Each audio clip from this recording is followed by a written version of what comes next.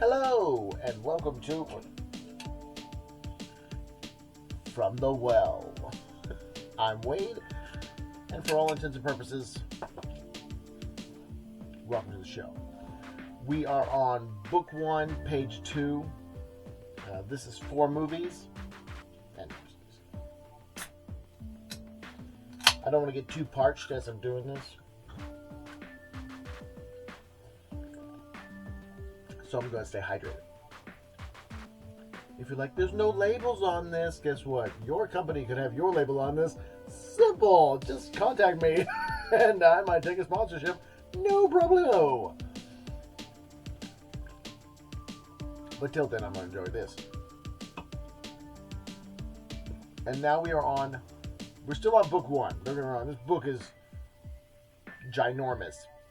But we're going to go ahead and go on to page 2.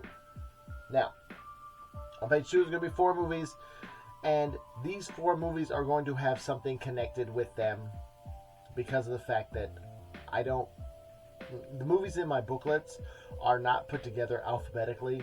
They're put together otherwise.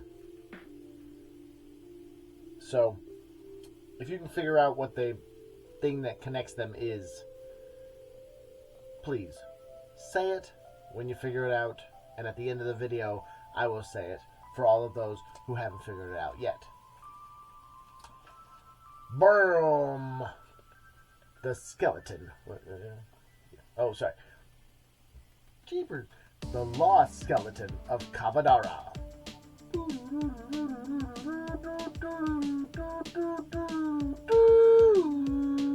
And this is a fun film that's like, it's one of those ones that just embraces its campiness, and you can feel that in the storytelling and the way that it's done, that just makes it very entertaining. And that's the draw of it, is that it's just like, if you see a Quentin Tarantino movie or a Robert Rodriguez Machete movie, it's one of those things like, why in the world are they so entertaining? Because they're embracing what they're embracing, what kind of movie they're trying to make, which is kind of a 70s exploitation film. Like I said, they've gone beyond their boxes, which is what you should do. And this movie is one of the ones that embraces its box, and you get yourself a fun little film that's an homage as much as it is its own thing.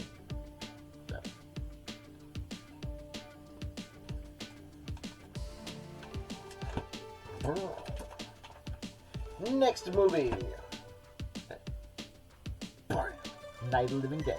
And I know what you're saying to yourself, George A. Romero's Night of the Living Dead. And you're saying to yourself, you purchased yourself a copy of that? That movie's in the public domain. You can upload it from anywhere and make your own copies and sell them and not be prosecuted. As that might be, I've also made my own edit of this movie, and a lot of the major editing stuff on the movie was on my edit of the movie was done at the beginning of the film, and other than that, it essentially becomes like time cuts and stuff like that. Like, Ben doesn't smack the lady to pass her out; she just passes out, and so stuff like that. Just little time cuts at the end there, stuff like that, because there was a lot of stuff with like, oh man, and it's like, yeah, you don't really need that. So there's a lot of time cuts at the end, but at the beginning there, I tried to begin the story in a different way.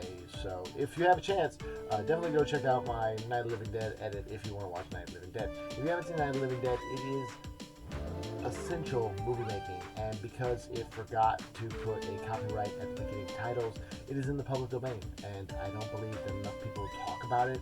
Or like, if you're watching a movie and you're like, oh, why are they watching Night of the Living Dead? That's why. It's in the public domain. And essentially, it's one of those things where it's like, it's in the public domain, but people haven't used it effectively, in my personal opinion. And it's like, this is at a level of a generation's Frankenstein.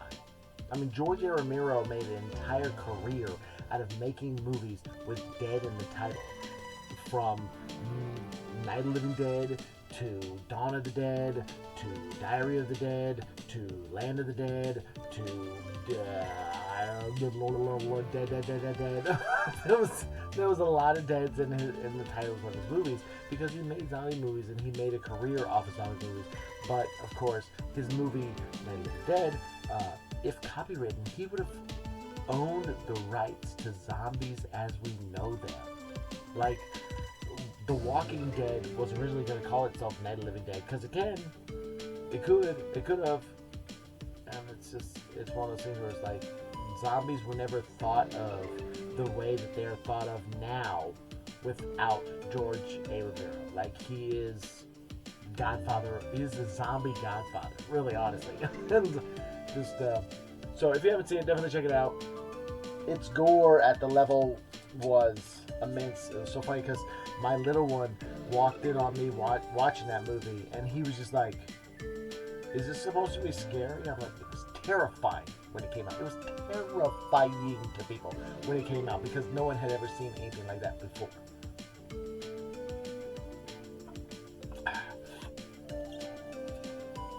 And now, Burrow. The Brain That Wouldn't Die. If you haven't seen The Brain That Wouldn't Die, I definitely recommend it. Like I said, well played, well done. There's a scientist, and his wife him and his wife get in a car wreck, and then he's okay, but she is, I don't know, mangled to a degree where the only thing he can save is her head, and he keeps her head alive because he's a mad scientist. And then he's got to find a body to put her head back on, and so that brings up a lot of like immoral ramifications of stuff. Like, hey, how you doing? Come over here. Yeah, I need your body, type stuff. And then while he's gone out looking for this body, she once again thinks that this whole thing is ludicrous and she should have been left to die. But she makes friends with a genetic mistake that the doctor had made earlier, that he has locked up in a room, and she has a mental connection with that creature. And things ensue. And the movie transcends its limitations. And so you have, it's like you can just watch it and it's just, you can see what it looked like in reality. I don't know if I can make that make sense. And anyways, well worth. They did do a remake of it, but I haven't watched the remake yet, so I can't tell you how that panned out or how campy that was, considerably. Whatever. And of course, number 4. Oh, yeah, I almost dropped it. Number 4. Bela Lugosi in White Zombie. Perhaps, I can't be 100% sure because I'm not one of the creators of the band White Zombie, but White Zombie was named after, perhaps, this movie. Once again, can't be 100% sure on that, but I'm pretty sure that is the fact of the matter.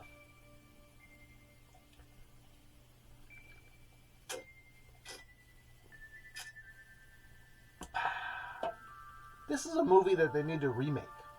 This is a movie that I don't understand why Rob Zombie hasn't remade. Like, Rob Zombie's making his stuff, but at the same point, like, Rob Zombie's kind of like a one-trick pony where he's kind of producing the same kind of garbage over and over again. And no offense, like, I'm not trying to be offensive by saying garbage. I'm just saying it's like, once you've seen that shiny crap, it gets less shiny and less shiny and less shiny if you're producing the same thing over and over again. And you challenge yourself. And he made Monsters, and it was hard for me to get into Monsters, honestly. And I just feel as if he might be just a one-trick pony that's just trying to make its way with that one trick, but it's not no doubt. You can't bleed that one album that far.